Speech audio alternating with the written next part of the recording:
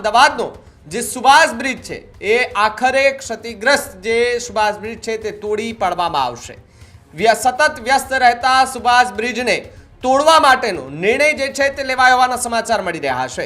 Standing કમિટીની બેઠકમાં સત્તાવાર જાહેરાત જે છે તે પણ કરવામાં આવશે તેવી વાત IIT Roorkee, IIT Mumbai, SVNIT સંસ્થા જે છે તેમના દ્વારા જાહેરાત કરાઈ। સાથે જ કન્સલ્ટન્ટ્સ એજન્સીઓએ બ્રિજને તોડી પાડવા માટેની સલાહ પણ આપી છે।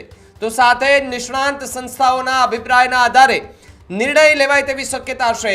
તો બીજી તરફ બ્રિજમાં તિરાડ પડતા 4 ડિસેમ્બર સુધી જે 4 ડિસેમ્બરથી સુભાષ બ્રિજ જે છે તે બંધ કરી દેવામાં આવ્યો।